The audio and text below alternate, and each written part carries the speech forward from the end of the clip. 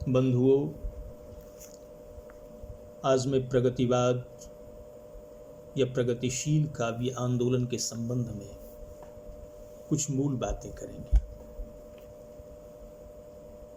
प्रगतिवाद या प्रगतिशील आंदोलन आधुनिक हिंदी साहित्य का ये एक प्रमुख और विशेष काव्य आंदोलन रहा है। छायावाद के बाद आधुनिक हिंदी साहित्य का सबसे सशक्त काव्य आंदोलन प्रगतिवाद माना जाता है। तो हम कुछ चर्चा आज प्रगतिवाद के संबंध में करते हैं। छायावाद के गर्भ से 1930 के आसपास नवीन सामाजिक चेतना से युक्त जिस काव्यधारा का जन्म हुआ उसे 1936 ईस्वी में प्रगतिशील साहित्य अथवा प्रगतिवाद की संज्ञा दी गई और तब से इस नाम के औचित्य अनौचित्य को लेकर काफी वाद विवाद होने के बावजूद छायावाद के बाद की प्रधान साहित्य धारा को प्रगतिवाद नाम से ही पुकारा जाता है। प्रगतिवाद शब्द का निर्माण गति में प्र उपसर्ग और वाद प्रत्यय जोड़ने से हुआ है।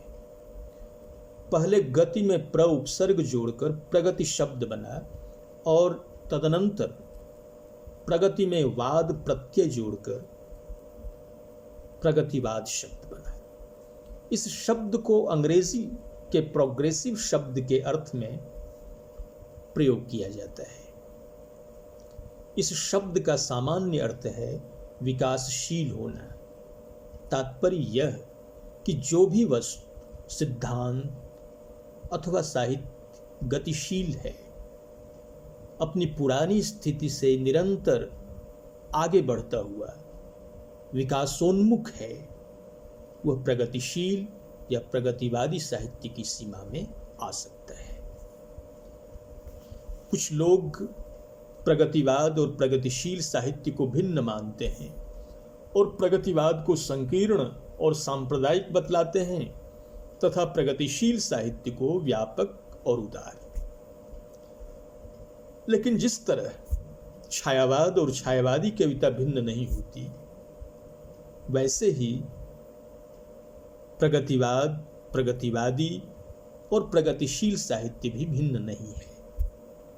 वाद की अपेक्षा शील को अधिक अच्छा और उदार मानकर इनमें भेद करने की जो चेष्टा चल रही है, यह केवल कोरा बुद्धि विलास मात्र है और कुछ लोगों की इस मान्यता के पीछे प्रगतिशील साहित्य का प्रच्छन्न विरोध भी छिपा हुआ है। प्रगतिशील साहित्य अंग्रेजी के प्रोग्रेसिव लिटरेचर का हिंदी अनुवाद है। अंग्रेजी साहित्य में इस शब्द का प्रचार 1935 ईस्वी के आसपास विशेष रूप से होता है, जब E.M. फॉर्स्टर के सभापतित्व में पेरिस में प्रोग्रेसिव राइटर्स एसोसिएशन नामक अंतर्राष्ट्रीय संस्था का प्रथम अधिवेशन हुआ।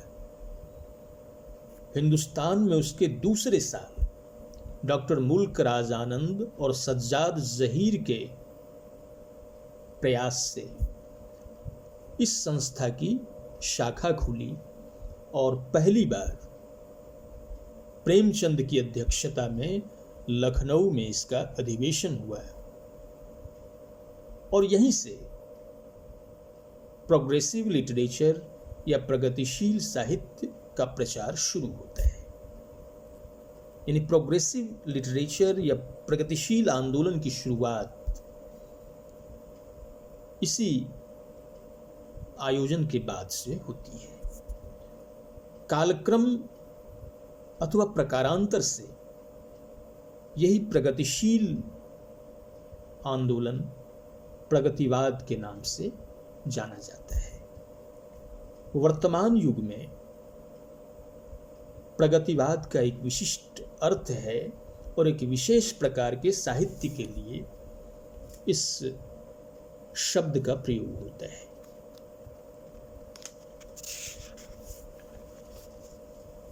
अब अपने यहाँ हिंदुस्तान में लगभग सन 1936 के आसपास जो गतिरोध या जो सामाजिक राजनीतिक दमघोंटू वातावरण यूरोप में था, वह हिंदुस्तान में नहीं था।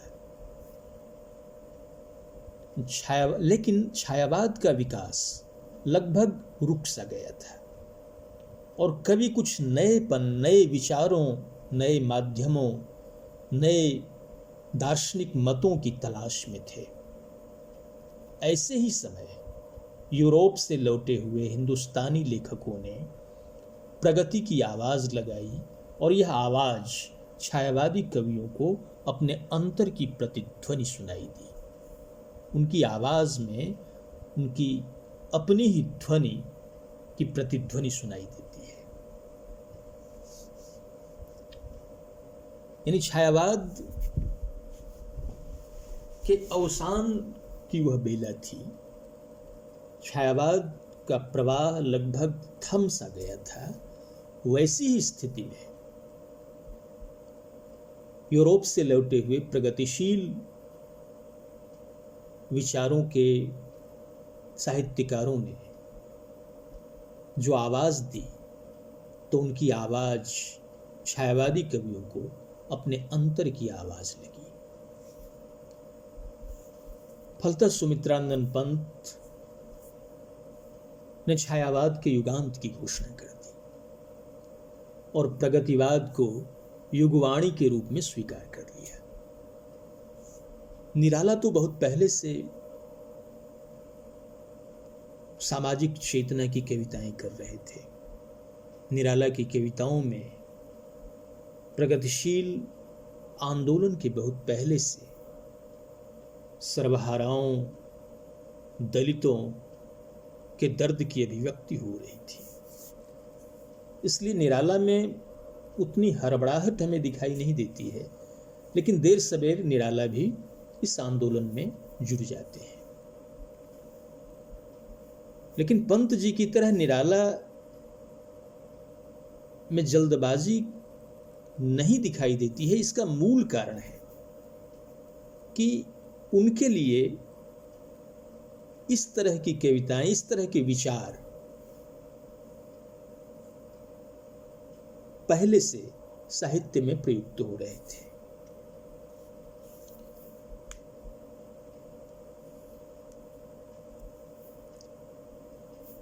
महादेवी वर्मा चूंकि देर से इस आंदोलन से जुड़ी थी, इसलिए महादेवी वर्मा का जो भावावेश था, छायावादी भावुकता और काल्पनिकता थी, उससे मोह भंग नहीं हुआ था। इसलिए महादेवी थोड़ी देर से प्रगतिवाद या प्रगतिशील आंदोलन से जुड़ी है। अपने प्रादुर्भाव काल से ही छायावाद एक ऐसी जीवन दृष्टि बन गया जिससे कविता, उपन्यास, आलोचना सभी क्षेत्रों में नवीन दिशाओं और मान्यताओं के द्वार खुल गए। छायावाद से प्रगतिवाद इसी अर्थ में विशिष्ट है कि छायावादी जीवन दृष्टि जहां अधिकांशतः कविता के क्षेत्र में ही व्यक्त होकर रह गई, वहीं प्रगतिवादी जीवन दृष्टि साहित्य के लगभग सभी क्षेत्रों में अपनी अभिव्यंजना करने लगी। इस तरह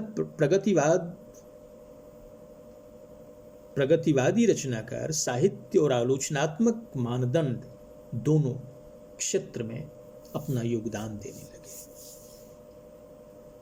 प्रगतिवादी साहित्य के विकास के मूल में एक ओर तो मानव मात्र की स्वाधीनता का भाव था और दूसरी ओर पूंजीवादी राष्ट्रों की बढ़ती हुई साम्राज्यवादी लिप्सा और उपनिवेशवादी भावना से मुक्त होने की छटपटाहट भी थी। विश्व में निरंतर विकसित आर्थिक शोषण, राजनीतिक दासता और सांस्कृतिक गुलामी के विरुद्ध प्रगतिवाद का जन्म हुआ। अतः स्पष्ट है कि आर्थिक विषमता, सामाजिक अन्याय, राजनीतिक दबाव और धार्मिक प्रवंचना प्रगतिवाद के विकास की मूल परिस्थितियां हैं। हिंदुस्तान में व्याप्त ये सारी विषमताएं प्रगतिवाद के विकास में सहायक सिद्ध हुई। इन परिस्थितियों के बीच की टकराहट से ही प्रगतिवाद का उद्भव होता है। छायावादी वैयक्तिकता के विरोध में हिंदी के प्रगतिवादी साहित्य का जन्म होता है। गद्य साहित्य में प्रगतिवाद को प्रतिष्ठित करने का गौरव उपन्यास सम्राट प्रेमचंद को है। गोरकी से प्रभावित होकर बहुत पहले से प्रेमचंद अपनी रचनाओं में सामाजिक यथार्थ का चित्रण करते आ रहे थे, लेकिन इसके पूर्व अर्थात प्रगतिवादी आंदोलन के पूर्व उनका साहित्य आदर्शोन्मुख यथार्थवाद के तौर पर सामने आ रहा था, जबकि इसके बाद प्रगतिशील आंदोलन से जुड़ने के बाद उन्होंने आदर्श का दामन छोड़ दिया और पूर्णतः यथार्थवादी हो गए। काव्य जगत में प्रगतिशीलता का श्रेय सुमित्रानंदन पंत और नरेंद्र शर्मा के संपादकत्व में प्रकाशित होने वाले कालाकांकर के पत्र रूपाभ को है। शिवदान सिंह चौहान के संपादकत्व में प्रकाशित हंस, जो बनारस से प्रकाशित हो रही थी, ने प्रगतिवाद की रूपरेखा को अधिक स्पष्ट किया। पंत जी की युगवाणी और मानव पशु तथा डॉक्टर रामविलास शर्मा की कलयुग और हड्डियों का ताप आदि कविताओं से प्रगतिवाद का रूप निखर कर सामने आया। बाद में डॉक्टर लक्ष्मी नारायण सुधांशु द्वारा संपादित अवंतिका, जो पटना से प्रकाशित हो रही थी, यशपाल तथा राजीव सक्सेना के द्वारा संपादित नया पथ, जो लखनऊ से प्रकाशित हुई, और डॉक्टर रामविलास शर्मा, डॉक्टर विश्वंभर नाथ उपाध्याय तथा पंडित राजनागर शर्मा के संपादन में प्रकाशित समालोचक, जो आगरा से प्रकाशित हो रही थी, और नरेंद्र शर्मा, अमृतलाल नागर, रमेश सिन्हा तथा शमशेर बहादुर सिंह द्वारा संपादित नया साहित्य से प्रगतिवादी साहित्य का सर्जन और स्पष्टीकरण हुआ और स्थापन भी हुआ। इन लेखकों, कवियों और पत्र पत्रिकाओं ने प्रगतिवाद को प्रतिष्ठित करने में अहम भूमिका निभाई। अब हम लोग थोड़ा प्रगतिवाद के संबंध में या प्रगतिवाद को परिभाषित करते हुए कुछ विद्वानों ने जो अपने विचार व्यक्त किए हैं उनको भी देखें। बाबू गुलाब राय ने प्रगतिवाद के संबंध में कहा कि प्रगतिवाद हमको स्वार्थ परायण व्यक्तिवाद से हटाकर समष्टिवाद की ओर ले गया है। उसने लेखकों को शय्या सेवी अकर्मण्य नहीं रखा है। प्रबंध प्रभाकर में उन्होंने लिखा है। डॉक्टर रामविलास शर्मा ने प्रगतिवाद के संबंध में लिखा है कि प्रगतिशील साहित्य जनता की तरफदारी करने वाला साहित्य है, इसलिए वह उसकी जातीय विरासत, उसकी साहित्यिक परंपराओं की रक्षा करने के लिए लड़ता है। प्रोफेसर प्रकाश चंद्र गुप्त के अनुसार प्रगतिवाद रूढ़ और गतिहीन मतवाद नहीं है। न प्रगतिवादी कलाकार सामाजिक संघर्ष से अलग रह सकता है। प्रगतिवादी कला का पहला सिद्धांत कलाकार का अपने सामाजिक दायित्व के प्रति सजग रहना है। यह विचार उन्होंने प्रगतिशील साहित्य की समस्याएं नामक आलेख में व्यक्त किए हैं।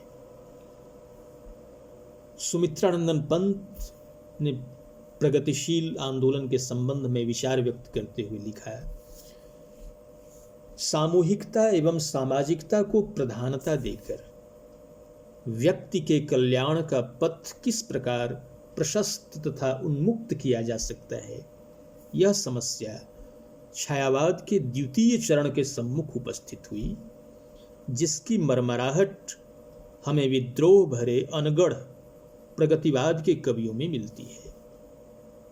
आगे पंत जी ने यह भी स्वीकार किया है कि प्रगतिवादी काव्यधारा मार्क्सवाद एवं द्वंद्वात्मक भौतिकवाद के नाम पर अनेक सांस्कृतिक, आर्थिक तथा राजनीतिक तर्क वितर्कों में फंसकर अंग्रेजी के एफ की माकार यांत्रिक सामूहिकता की ओर बढ़ी है। यांत्रिक सामूहिकता, यहाँ उन्होंने अंग्रेजी के एफ शब्द का उल्लेख किया है। डॉक्टर कामेश्वर शर्मा ने कहा कि यदि छायावाद कर्म प्रिय गांधीवाद का भाव प्रिय सहोदर भ्राता है, तो प्रगतिवाद रूसी मार्क्सवाद का भारतीय कुक्ष से उत्पन्न सौतेला भाई है। एक दूसरे स्थान पर पंत जी ने कहा है, प्रगतिवाद उपयोगितावाद का ही दूसरा नाम है। वैसे सभी युगों का लक्ष्य सदैव प्रगति की ओर रहा है, पर आधुनिक प्रगतिवाद से, ये पंत जी का विचार है कि वैसे सभी युगों का लक्ष्य सदैव प्रगति की ओर रहा है, पर आधुनिक प्रगतिवाद ऐतिहासिक विज्ञान के आधार पर जन समाज के सामूहिक प्रगति के सिद्धांतों का पक्षपाती है। ये सारी परिभाषाएं हैं। विजय शंकर मल्ल ने कहा कि प्रगतिवाद को काव्य के क्षेत्र में दो अर्थों में प्रयुक्त माना जा सकता है। एक तो सामान्य राष्ट्रीय और सामाजिक कविताओं के लिए, और दूसरे मार्क्सवादी विचारधारा से अनुशासित रचनाओं के लिए। देवर्षि सनाढ़ के अनुसार साम्यवाद की साहित्यिक अभिव्यक्ति प्रगतिवाद है। राम बहोरी शुक्ल और भगीरथ मिश्र के अनुसार प्रगतिवाद के रूप में कुछ रचनाओं में साम्यवाद और मार्क्सवाद का बौद्धिक निरूपण हुआ है। हिंदी साहित्य कोश के अनुसार प्रगतिवाद सामाजिक यथार्थवाद के नाम पर चलाया गया वह साहित्यिक आंदोलन है। प्रगतिवाद सामाजिक यथार्थवाद के नाम पर चलाया गया वह साहित्यिक आंदोलन है जिसमें जीवन के यथार्थ और वस्तु सत्य को उत्तर छायावाद काल में प्रश्रय मिला और जिसने सर्वप्रथम यथार्थवाद की ओर समस्त साहित्यिक चेतना को अग्रसर होने की प्रेरणा दी। डॉक्टर नगेंद्र के अनुसार प्रगतिवाद छायावाद की वायवी भाव वस्तु और सूक्ष्म विरल शैली के प्रतिक्रिया स्वरूप विकसित काव्यधारा है। प्रोफेसर शिवबालक राय के अनुसार प्रगतिवाद जीवन का यथार्थ और वास्तविकता का चित्रण है। इन परिभाषाओं से, विभिन्न विद्वानों के मतों से प्रगतिवाद की एक रूपरेखा, प्रगतिवाद का एक स्वरूप हमारे सामने प्रकट होता है। अब हम प्रगतिवाद की प्रवृत्तियों की चर्चा करेंगे कि प्रगतिवाद की मुख्य प्रवृत्तियां क्या रही हैं।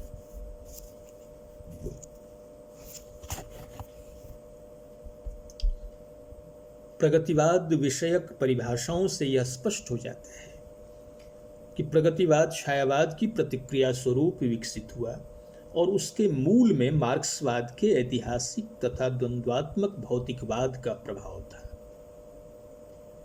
यह सही है कि छायावादी काव्य वैयक्तिक और भावप्रवण था और प्रगतिवाद समष्टि मूलक और बौद्धिकतापरक। छायावादी काव्य में कवि का स्थान अपने मन की अनेक अनुभूतियों की व्यंजना करने तक ही सीमित था। तात्पर्य यह कि वह निजी सुख दुख, राग विराग, हर्ष विषाद और रुचि अरुचि तक ही सीमित था। उसकी दृष्टि में विश्व वेदना, दुख, अनश्वरता और असीम करुणा का भंडार था। उसकी दृष्टि में विश्व वेदना, दुख, अनश्वरता और असीम करुणा का भंडार था। वह न तो इस स्थिति के कारणों की ओर दृष्टिपात करता था और न ही संसार को बदलने की बात सोचता था। साथ ही इस दुख, दारिद्र्य और विश्व को छोड़कर कहीं अन्यत्र जाने की बात कहता था। छायावादी कवि की यह पलायन प्रियता, भीरुता और निष्क्रियता इस रूप में सामने आती है कि प्रगतिवाद या प्रगतिशील आंदोलन को सहर्ष स्वीकार करने या सहर्ष आगे बढ़ने का अवसर प्राप्त होता है।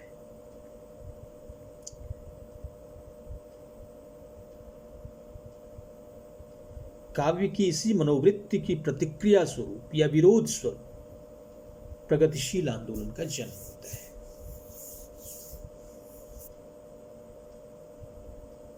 जयशंकर प्रसाद कहते हैं,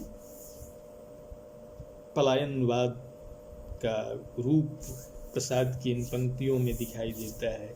ले चल मुझे भुलावा देकर, ले चल मुझे भुलावा देकर मेरे नाविक धीरे धीरे,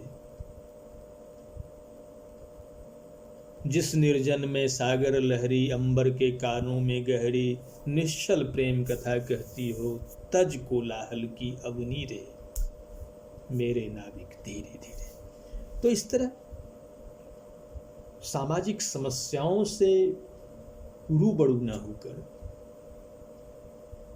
पीठ दिखाने की बात सामने आती है। यूरोप में भी साहित्य राजनीतिक और समाज का ऐसा ही प्रतिक्रियावादी प्रवृत्तियों के फलस्वरूप यूरोप में भी साहित्य, राजनीति और समाज की ऐसी ही प्रतिक्रियावादी प्रवृत्तियों के फलस्वरूप प्रगतिवादी चिंतन का जन्म होता है।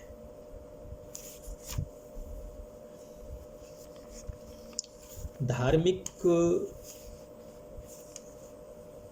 विश्वास, सामाजिक रूढ़ियां, राजनीतिक शोषण, प्रशासकीय निरंकुशता आदि जब समाज में गतिरोध उत्पन्न करने लगते हैं, तब विद्रोही चिंतन का प्रादुर्भाव होता है। यूरोप तथा भारत दोनों के प्रगतिवादी साहित्य के जन्म के पीछे के मुख्य कारण ये ही रहे हैं। इसलिए प्रगतिवाद के विद्रोही चिंतन का प्रतिफल, इसलिए प्रगतिवाद को यदि विद्रोही चिंतन का प्रतिफल माना जाए तो कोई अत्युक्ति या अनुचित नहीं है। प्रगतिवाद का आरंभ साहित्य में आर्थिक और राजनीतिक आंदोलन के रूप में हुआ। हिंदुस्तान की आज़ादी उस समर्थ लेखकों की प्रमुख समस्या थी। इसके साथ ही वे किसानों, मजदूरों की सुख सुविधा के लिए भी चिंतित थे।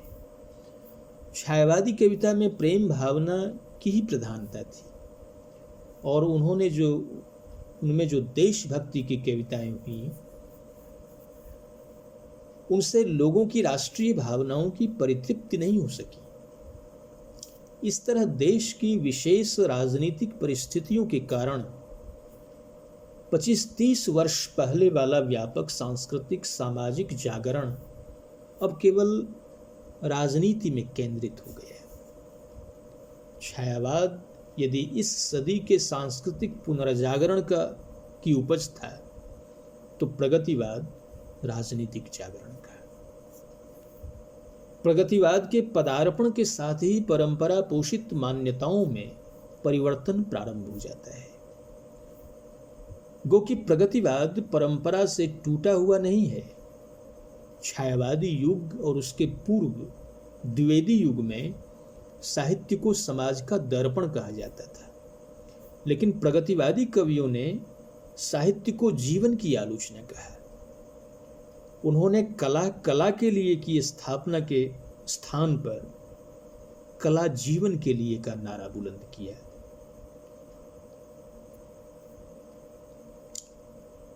उन्होंने उपयोगितावाद का प्रबल समर्थन किया। व्यक्ति स्वातंत्र्य के संकीर्ण दायरे से बाहर निकलकर प्रगतिवादी कवियों ने समष्टि स्वातंत्र्य पर विशेष बल दिया। व्यक्ति स्वातंत्र्य के स्थान पर समष्टि स्वातंत्र्य।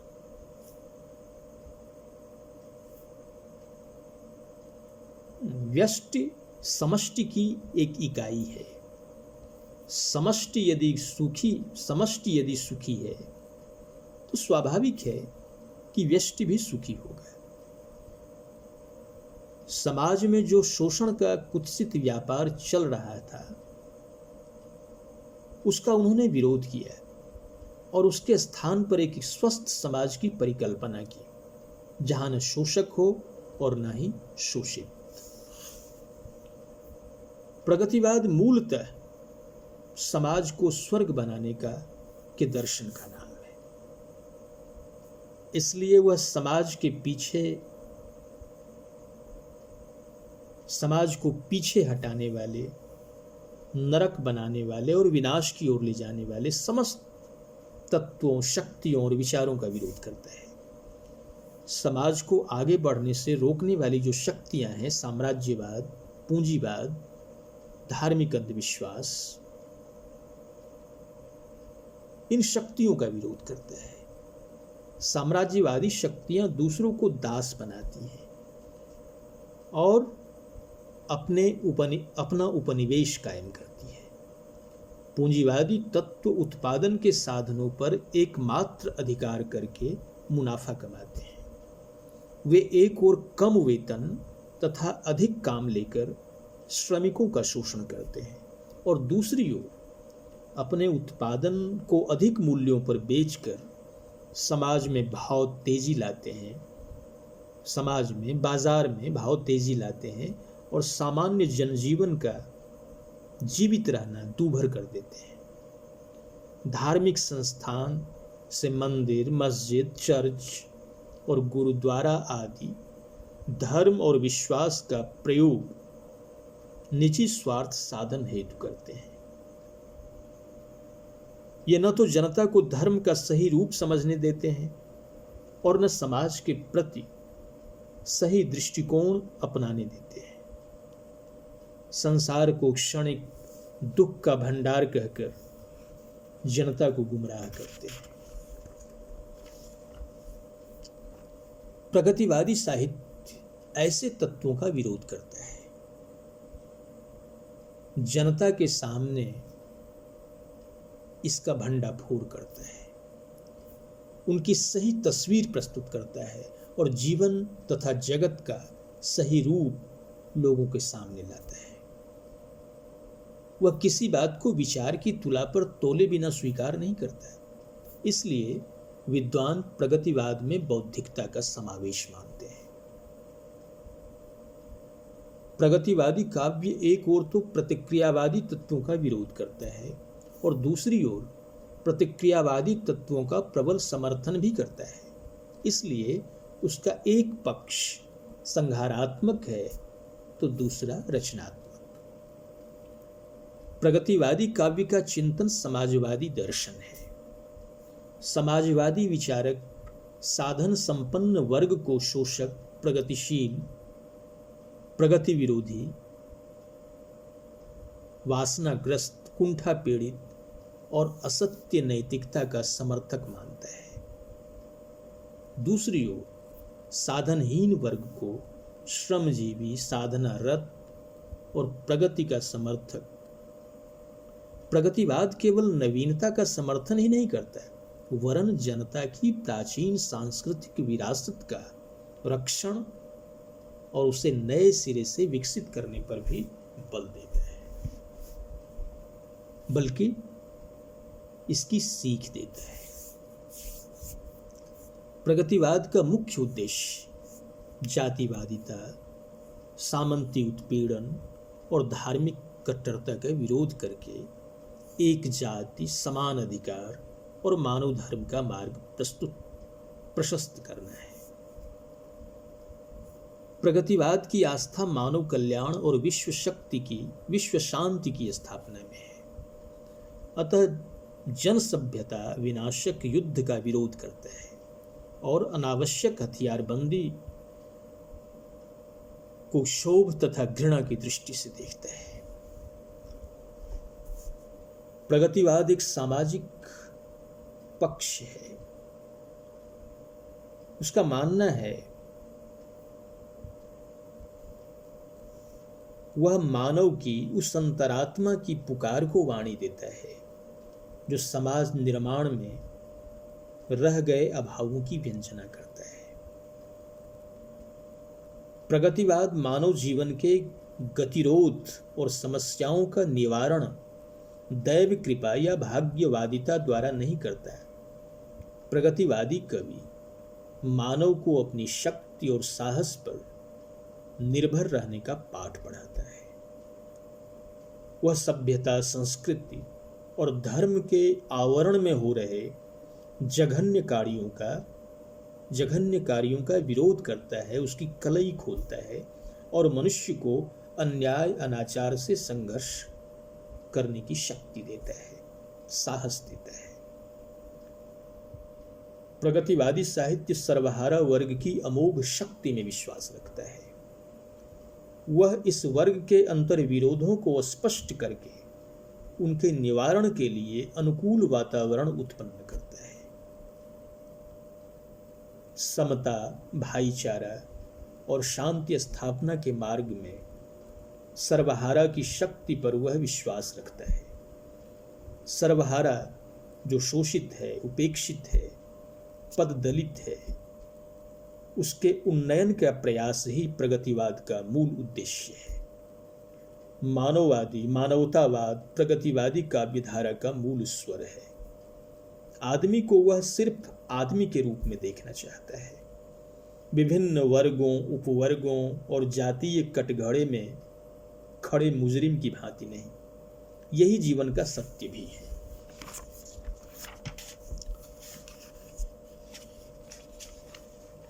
प्रगतिवादी कवि स्वप्नदर्शी भी होता है, किंतु उसके स्वप्न वैयक्तिक प्रेम साधना या कामना तृप्ति के नहीं होते।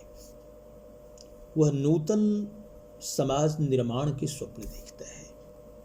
वह छायावादी या प्रयोगवादी कवि की भांति निराशा या मानसिक कुंठाओं के स्वप्न नहीं देखता है। वह समता, स्वाधीनता और शोषणहीन समाज दृष्टि के स्वप्न देखता है। शोषणहीन समाज सृष्टि के स्वप्न देखता है। प्रगतिवाद अतीत का गौरवगान करके या उज्जवल भविष्य का मनोहर, सुखद, काल्पनिक चित्र प्रस्तुत करके वर्तमान की असंगति और विषमता से मानव को दूर रखने का प्रयास नहीं करता है। वह अतीत और भविष्य की अपेक्षा वर्तमान के सुंदर निर्माण पर बल देता है। प्रगतिवाद कला के लिए वाले सिद्धांत में विश्वास न करके कला का संबंध जनता से मानते हुए कला जीवन के लिए सिद्धांत की प्रतिस्थापना करता है। वह कला को उपयोगिता की तुला पर तौलता है।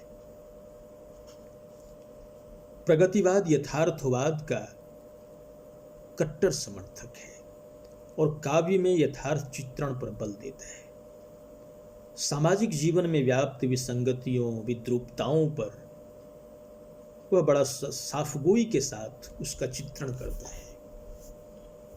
सामाजिक यथार्थ का नग्न चित्र उपस्थित करने में प्रगतिवादी कवियों को जरा भी हिचक नहीं है।